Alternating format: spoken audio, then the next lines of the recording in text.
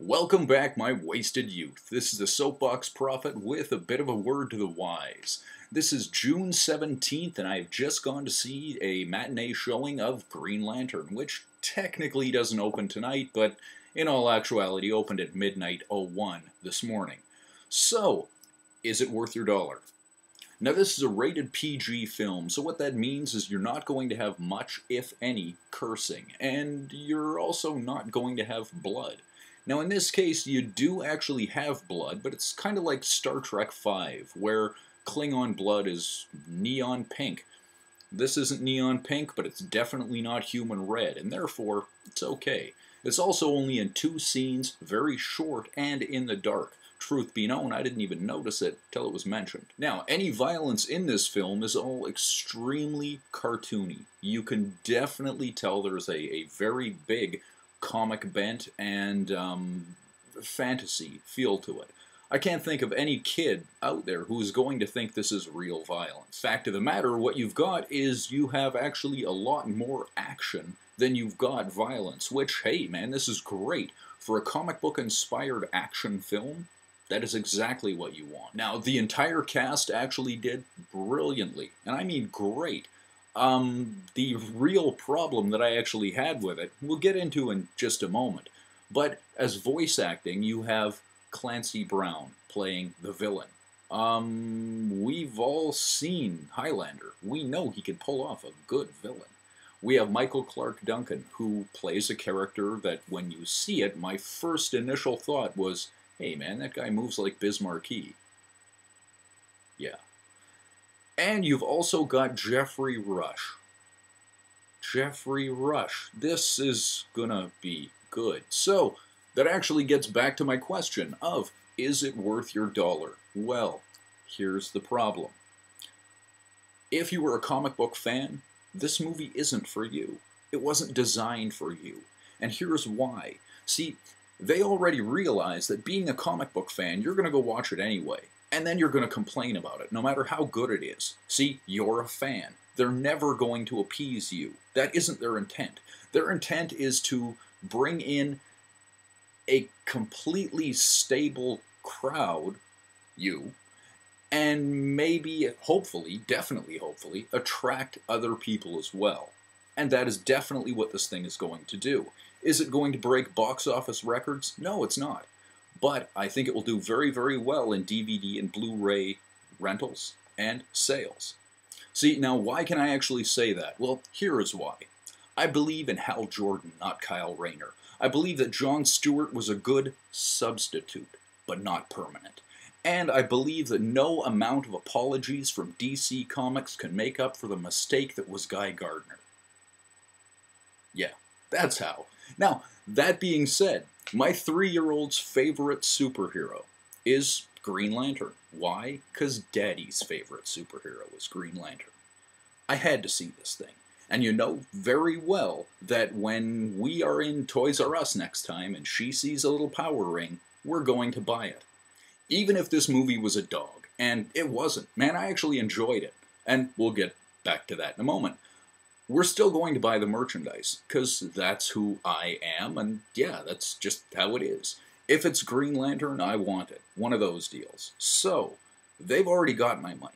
They know that. Why would they make a movie to make me happy? I'm going to buy it anyway. It's not for me, and in that case, it's not for you. Now, the thing that I am actually unhappy with about the movie. Ryan Reynolds. Believe it or not, Ryan Reynolds is the only thing that I'm actually unhappy with, and there is a reason. See, the idea is, by having Ryan Reynolds play Hal Jordan, and he did great. Given the script that he had, he did phenomenally well. But by having him play Hal Jordan means I am never going to get to see him in the Flash costume.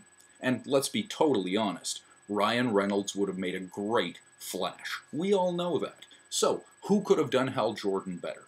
Well, you know, in the animated First Flight, Christopher Maloney, better known from Law & Order Special Victims Unit or from Oz, did a great job.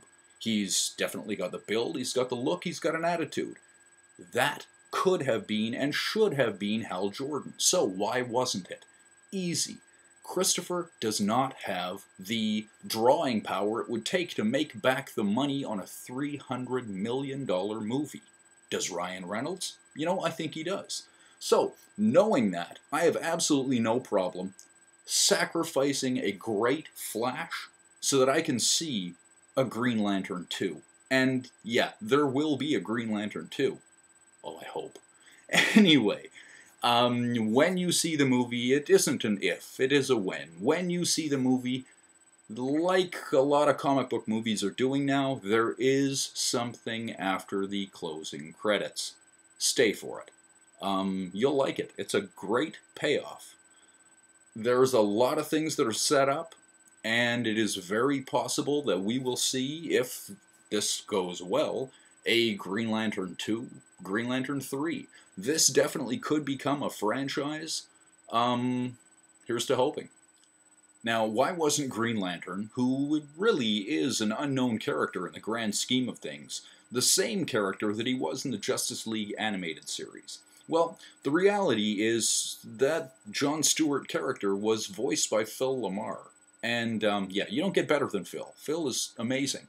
Now, in this movie, Jon Stewart's there, but there is only one Green Lantern, and that's Hal Jordan. And if you think differently, that's fine, and we're probably going to see more in future installments of the franchise. Hopefully, very much hope, Guy Gardner will never be one of them. But things are definitely about to switch with this, and I will not put any faith whatsoever in a Justice League movie. It's not going to happen. There is no possible way you can have characters like Green Lantern, Batman, and Superman all sharing screen time and getting the same amount of screen time. It's just not going to happen. When Marvel Comics creates superheroes, they create characters that live next door to you that strange things happen to. So they're average, everyday people with greatness thrust upon them. See, DC Comics ends up using gods as the templates. Wonder Woman is an Amazon princess. Superman is effectively a god. Batman is the smartest man in the world. I mean, you get the idea. They're gods. They need an equal amount of screen time. It's not going to happen. Ever. Now, back to the original thought, though. Is this worth your dollar? Well, you know, saying everything I've said, I would not only go see it again, but I'd actually pay full price to see it again. I thought it was very good for what it was. Like the restructuring that Marvel Comics did with the Marvel Ultimates line, where everything is kind of a little bit more young, upbeat, just hip. I think DC is doing that as well. And that being the case, this is as close to a legitimate Green Lantern movie to make everybody happy. Hopefully it won't make a lot of the fans mad. You're going to get a lot of little tweaks throughout the thing. I mean, they reference a lot. And hopefully a lot is coming. But I think that this is going to be the direction we're going to see, so get used to it. You will enjoy it if you see it in 3D.